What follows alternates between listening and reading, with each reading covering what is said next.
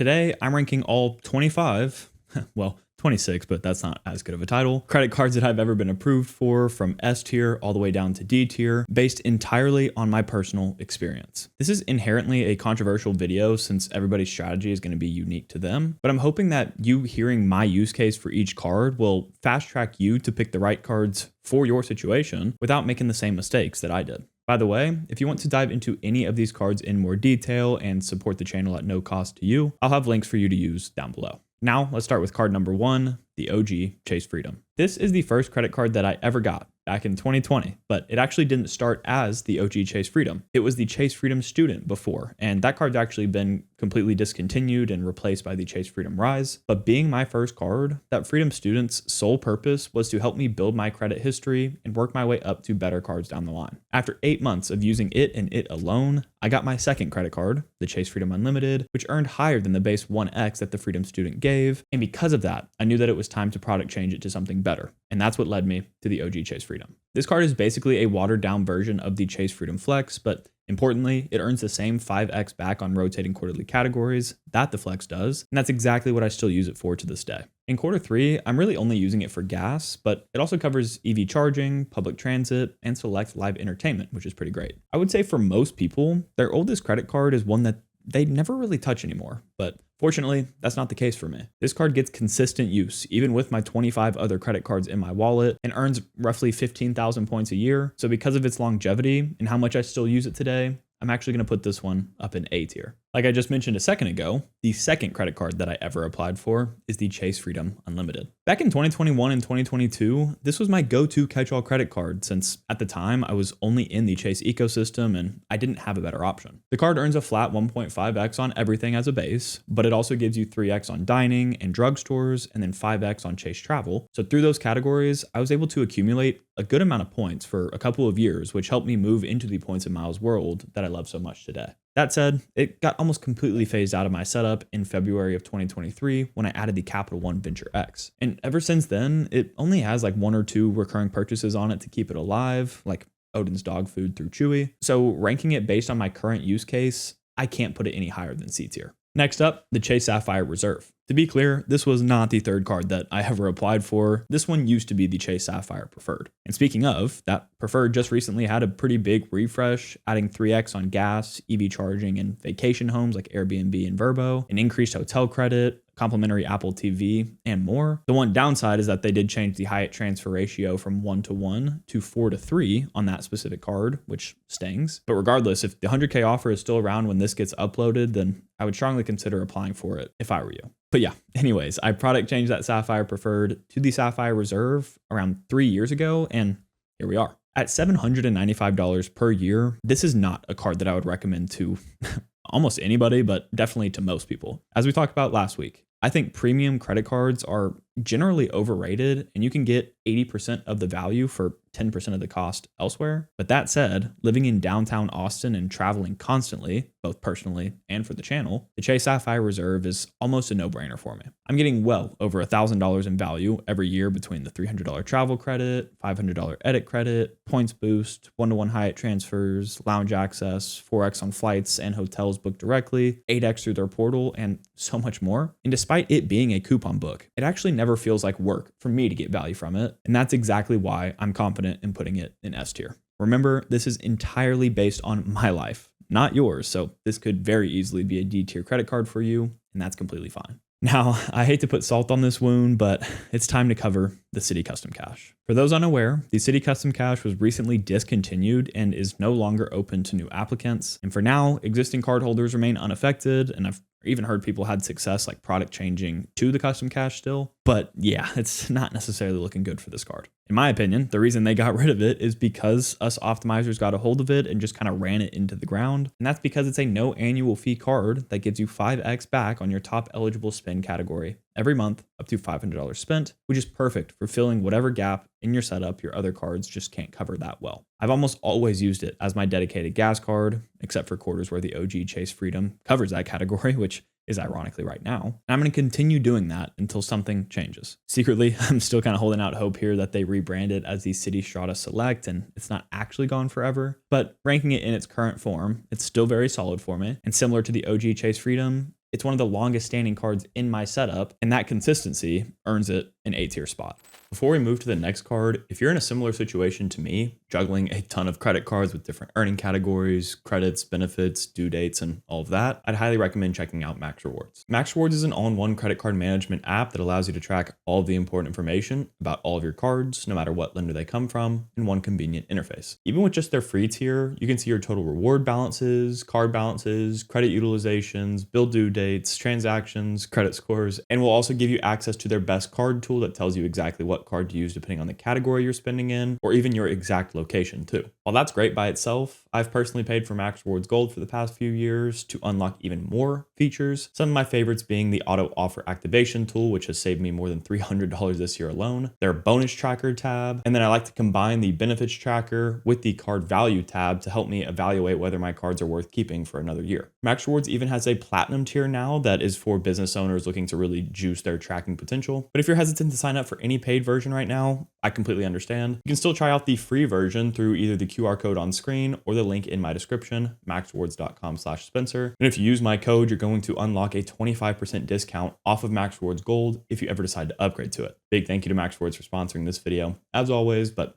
let's jump back into it. Moving to the business side for a second, let's talk about the Amex Blue Business Plus. This is a no frills, no annual fee card that earns 2x back on all purchases up to $50,000 spent per year, and it's my go-to catch-all card on the business side. As a bonus, it keeps my Amex membership rewards points balance alive for free, which I think is reason enough to never cancel it. And it also pairs really well with my new Amex Business Platinum, which has given me a lot more flexibility in how I redeem those Amex points. So overall, it's a simple card, but it does its job well, and I'll put it in B tier. Sticking with the no annual fee cards, the Capital One Venture One. If you've watched the channel for a while, you'll know that this one used to be the Capital One Venture X, one of the most popular credit cards in existence. And I know people think that I'm crazy for downgrading that one. So to really understand why, you can watch the full video here on why I got rid of it. But to briefly summarize, the Venture X is still a really solid credit card, and almost anybody should be able to get $5 of positive value from it every year. But with how built out my setup is, it just wasn't competitive enough to keep its spot, and I didn't want to be chasing $395 in credits just to justify a card sitting in my sock drawer. Because of that, I downgraded it to the free Venture One to keep the account, credit limit, and unused miles alive with access to Capital One's transfer partners. But this card never gets any spend on it because it just has a flat 1.25x earning rate. And because of that, I unfortunately just have to put it in D tier. The Amazon Prime Business Card is next, and this is another straightforward card with no annual fee. Historically, this has been an American Express co-branded card, but it has since moved to US Bank. As an existing cardholder, I'm still waiting for it to transfer over in August, but its value proposition remains the same. With it, I get 5% back on Amazon.com and all Amazon businesses, including Whole Foods, which is definitely not an earning rate to scoff at. Like a lot of my other cards though, it has lost a decent chunk of spend to my new catch-all card, so for now, I'm putting it in C tier. Let's take a big step up to a luxury travel card, the Ritz-Carlton. This card is really highly regarded in the credit card world, largely because of how hard it is to get. You can't just apply for it. You need a lower tier Chase Marriott card, open for at least a year with a $10,000 credit limit on it, and then request an upgrade from there. I got there through my Marriott Boundless card, which I opened on a 5 free night welcome offer. Really solid. But actually, that offer led to probably my biggest regret in the credit card game so far, which if you know about it, you know. Going into year 3 with that Boundless though, I finally pulled the trigger on the Ritz-Carlton upgrade. The timing worked out really well in my favor too, and this was completely on accident, but I earned the 85,000 point free night right away instead of having to wait a full year like most people. And I'm still sitting on that right now, but I'm excited to use it this year. I've also already burned through a good chunk of the $300 travel credit and have been enjoying the Marriott Gold status. In saying that though, I'm honestly not sure that this card is quite as good as its reputation suggests. The 85,000 point free night covers the annual fee on its own every year, which is great, but people forget that that's only one night. You still have to pay for every other night that you're going to be staying at that likely more expensive property. For my work travel, where I do a lot of single night stays, that's completely fine, but for the average person, that's a bigger deal. Also, the gold status is a bit redundant since I get that through the Business Platinum now too. And while it is a fantastic lounge card, giving you Chase Sapphire lounge access with guests and no authorized user fee, that's genuinely great. I don't need to lean on it at all while I have the Sapphire Reserve. All of that is why I think for now, this card is just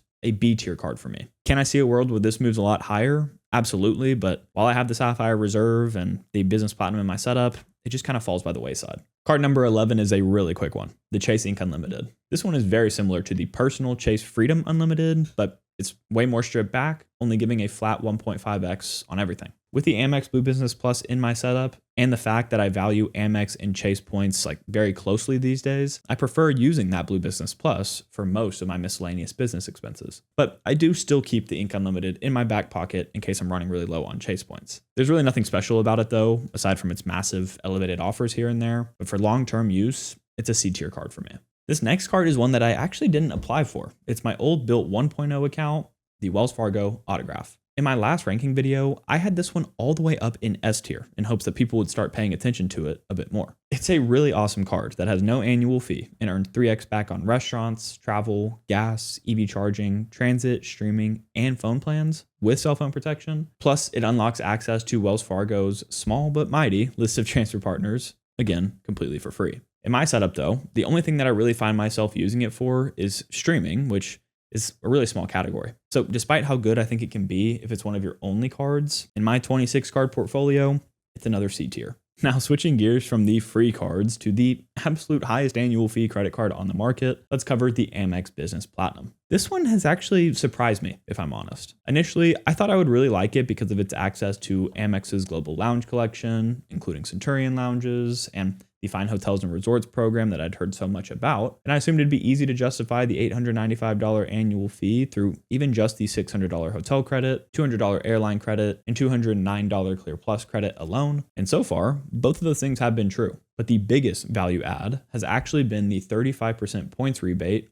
on flights through Amex Travel with your selected airline. Before this card, I really had no real redemption path to American Airlines directly since I don't have a high balance of Citi Thank You points. But now, thanks to it, I'm getting a guaranteed 1.54 cent per point rate through Amex's travel portal, which I'm more than happy about. Also, this card gives me a 1 cent per point cash out option through my Amex business checking account, which is something most people wouldn't ever use, but referrals are a big part of how I support myself and my family, so having that flexibility really matters. Based on the few months that I've had this card, I don't see it ever replacing my Chase Sapphire Reserve, but it's definitely opened up my Amex points in ways that I didn't really expect. For now, I would still put the Business Platinum up in A tier, but that's almost entirely carried by the redemption flexibility that it's unlocked. Similar to the Wells Fargo Autograph, the Citi Strata Premier is one of the best cards on the market for the average credit card user. For just $95 a year, you're going to get 10x back on hotels, car rentals, and attractions through Citi Travel, 3x on flights, hotels, restaurants, supermarkets, gas, and EV charging, and then 1x on everything else. And the annual fee is pretty easy to offset too, thanks to its $100 credit for a hotel stay of $500 or more through Citi Travel. But most importantly, it unlocks Citi's transfer partner list, including the biggest edge that they have right now, one-to-one transfers to American Airlines. All of that combined is what makes this an easy S tier card for a lot of people out there. But in my setup, that 35% points rebate on the Business Platinum that we just talked about has made both earning and redeeming through Citi a lot less necessary for me. So despite it being arguably the card of the year, it's going to be sitting around average for me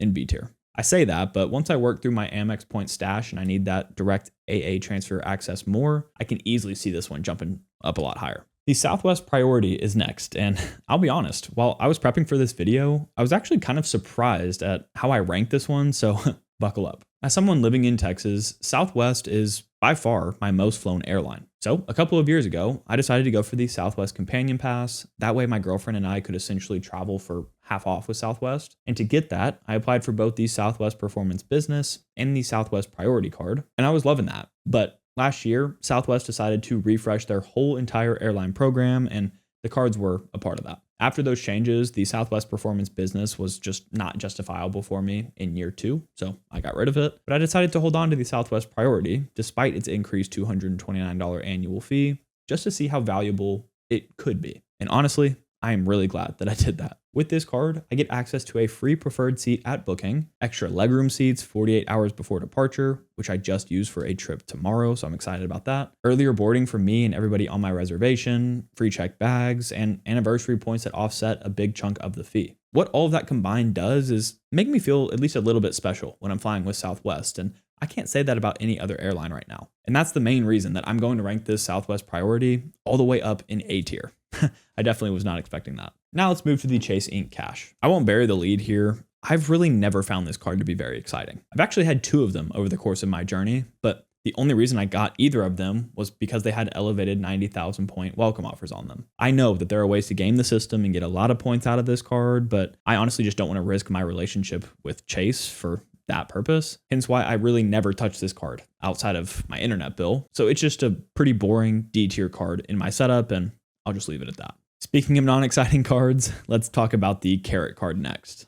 I don't even know where to start with this one. When I first heard about it, the value prop was intriguing. A credit card marketed exclusively for creators, which I guess I am. Thanks to y'all's support, I was able to get access to the card, so I thought, why not try it out for the channel? Worst comes to worst, I would pocket the $100 welcome offer and 6% back on a couple of categories of my choice for a few months. So I went for it, but I pretty quickly ended up regretting it. First, even though this card is branded as a business card, it hit my personal credit report and added to my Chase 524 count. That fact alone was extremely annoying, but on top of that, they did everything possible to avoid paying out the welcome offer to me, and the same shady experience carried over to their banking product too. After all of that, plus the card not being really even remotely competitive once the intro 6% period ended, this one is going to sit at the very bottom of D tier. Okay, it's finally time to talk about the card that I've alluded to multiple times throughout this video as my new catch-all card that's made so many of my other cards practically irrelevant, and that is the Built Palladium. I've made a lot of videos now about how this card has completely reshaped my setup and why it fits my needs so well. I'm not going to get too far into it today, but all you really need to know is that it gives me anywhere from 3 to 4.33x back on every one of my purchases outside of rent because of how I use Built Cash. And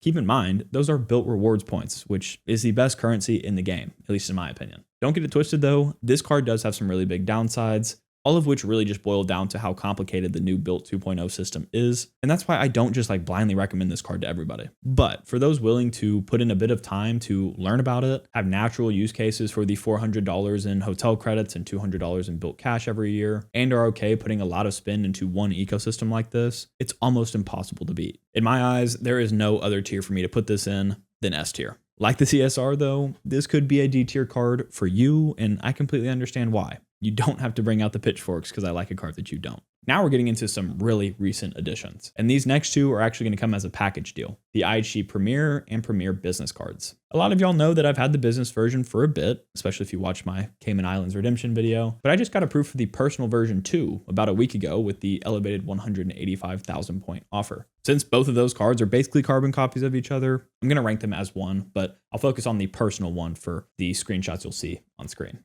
Both of these cards are part of my long-term play of leaning into more co-branded hotel and airline cards as time goes on, since I've pretty much tapped out of all of the transferable currency ecosystems. And out of that hotel and airline category, I think the IHG Premier is one of, if not the best options you can get. For $99 a year, you're going to get up to 26x back on IHG properties, automatic Platinum Elite status with room upgrades, welcome amenities, etc., a free night certificate worth up to 40,000 points that alone will cover the annual fee, a fourth night free on award stays, and welcome offers reaching up to 200,000 points. No other mid-tier hotel card gives you that suite of perks for such a low annual fee, and that's why I think it's arguably not only the best hotel card bang for buck wise, but it could just be one of the best bang for buck cards, period. I was tempted to put both of these up in S tier actually, but I will admit that there's some recency bias there thanks to our really great stay at that Kimpton Sea Fire in the Cayman Islands. So I'll keep them at a conservative A tier for now. A few months back, Robinhood announced their brand new Platinum credit card, an attempt at competing with the premium credit card space. And let's just say that I don't think they did a great job with it, but around that time, they seemed to open the floodgates on their older Robinhood Gold card, letting almost everyone in off the wait list, including myself. For a cashback card, this one is practically impossible to beat for miscellaneous spend, earning 3% cashback on every purchase without an annual fee. Well, I say that, but technically you do need a Robinhood Gold membership, which costs $50 a year, but there's enough value in that subscription outside of the credit card that should make it justifiable. But while this card is really strong right now, and I actually really wanted it a while back, even when I was fully on team travel, once again, the Palladium came in and made it practically worthless to me. I can't sacrifice, 3 to 4 built points for 3% cashback. That just doesn't make sense. The question obviously then becomes why even accept the card in the first place? And it really comes down to the fact that historically it's been really hard to get. And as a content creator, I always try to make as much of my content as possible based on my firsthand experience. So I wanted to get my hands on it, and I've been using it here and there just to see how it functions. Let me tell you right now, I definitely have my gripes, but 3% cashback still isn't bad. So I don't know. Until the Palladium gets nerfed, I really can't put that card any higher than C tier. Now, those were all of my active credit cards, but I have 7 others that I've canceled, almost all within the last 9 months. The Amex Gold, Chase Ink Cash, Chase Ink Preferred, Southwest Performance Business, Alaska Business, Hawaiian Business, and Chase Ink Premier. We've been going at this video for a while now, so I'm not going to go through each one of those in detail. Just know that there's a good reason that I canceled all of them. For the right person, some of those are genuinely game-changing. But for me, none of them were worth their annual fees anymore. So if I was to still have them, then they'd obviously fall all the way down in D tier, with one exception, the Amex Gold. To be completely honest with y'all, between the 35% points rebate on the Business Platinum, making my Amex points way easier to burn now, and living back in downtown Austin where I would actually use its credits, the Amex Gold could be S tier in my setup right now. I know that might sound crazy coming from me, but it's one of the only cards that out-earns the Palladium for dining and groceries, so if I had it, I would use it. Just wanted to plant that seed there to see what y'all think about that, but maybe it's time for an updated video on that card. But zooming out here, I want to remind you that you should not look at this list and just assume that these cards would rank the same in your setup. As I said earlier, I actually think that for the majority of people, high annual fee cards like my Sapphire Reserve, Palladium, Business Platinum, and Ritz-Carlton cards are completely overrated and shouldn't be ranked as high as I have them. So if you want to hear more on that topic and see what cards you can get instead to get that 80% of the value for 10% of the cost, watch this video next. As always, Odin and I really appreciate you watching. If you enjoyed, please consider leaving a like, subscribing to the channel, and using the links down in my description so that we can eat tonight. And with that said, we'll catch you guys next time.